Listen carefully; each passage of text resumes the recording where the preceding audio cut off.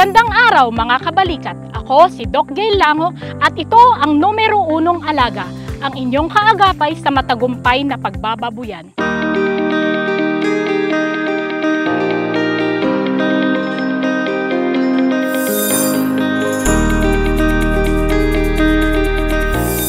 Ngayon, kasama natin ang isa nating kabalikat farm na sa pamamagitan ng sipag, tiyaga, at tamang kaalaman sa pag-aalaga ng baboy gamit ang Uno Plus Feeds ay napagtagumpayan niya ang pagpapaaral ng kanyang mga anak.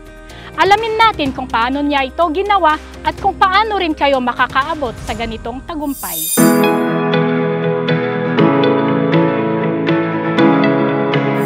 Isa sa mga inspiradong kwento ay mula sa isa nating kabalikat farm. Isang masipag na magbababoy na nagsimula sa maliit na puhunan, ngunit ngayon ay makapagpapatapos na ng kanyang mga anak dahil sa paggamit ng Uno Plus Feeds. Nagsimula lang po kami sa 5 inahin. Sa tapang pamamahala at paggamit ng dekalidad na feeds, mas lumago ang aming kita at natustusan ang pag-aaral ng aking mga anak.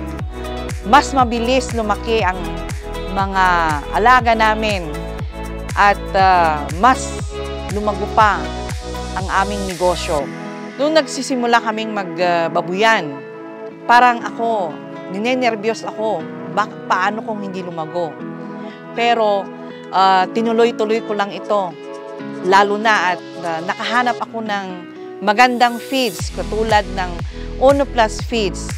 Natustusan nito, yung kita namin dito, natustusan niya yung pag-aaral ng aking mga anak. 2 sila sa kolehiyo.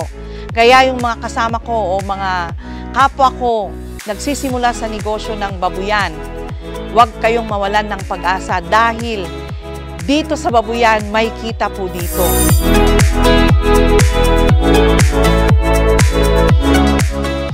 Napanood natin ang kwento ng isa nating kabalikat farm na si Ma'am Rosalie Bestre, na dahil sa sipag at tiyaga, hindi lang siya nakapagpundar ng matagumpay na babuyan, kundi makakapagpatapos na rin siya ng pag-aaral ng kanyang mga anak.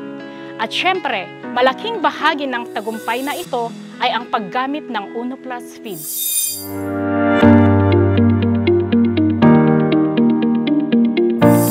Ano nga ba ang sekreto sa tagumpay ng ating mga magbababoy? Narito ang ilan sa kanilang mahahalagang aral na maaari ninyong sundan. Magsimula sa maliliit ngunit may tamang sistema sa pagpapalago ng negosyo.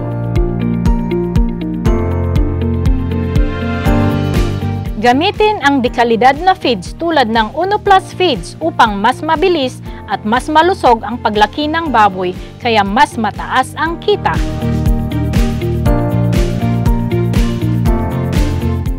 Siguraduhin ang maayos na farm management at biosecurity upang maiwasan ang sakit at pagkalugi.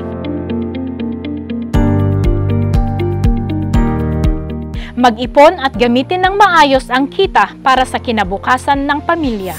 Ang pag-aalaga ng baboy ay hindi lang isang negosyo. Isang oportunidad din ito para mapalago at mabigyan ng magandang kinabukasan ang pamilya.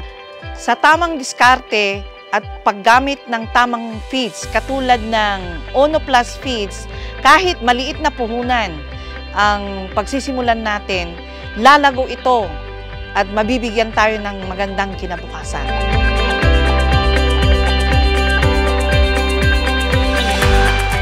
Maraming salamat sa ating kabalikat farm sa pagbabahagi ng kanyang nakaka-inspire na kwento ng tagumpay. Tandaan, sa sipag, tiyaga at tamang kaalaman, maaari rin kayong magtagumpay sa pagbababuyan. At para sa mas mataas na kita at malusog na alaga, gamitin ang Uno Plus Feeds, ang pinakamahusay na feed sa merkado at sekreto sa tagumpay ng mga magbababoy. Para sa karagdagang impormasyon, bisitahin ang aming social media pages o kontakin ang pinakamalapit na distributor. Ako si Gail Lango at ito ang numero 1 alaga. Hanggang sa muli, mga kabalikat!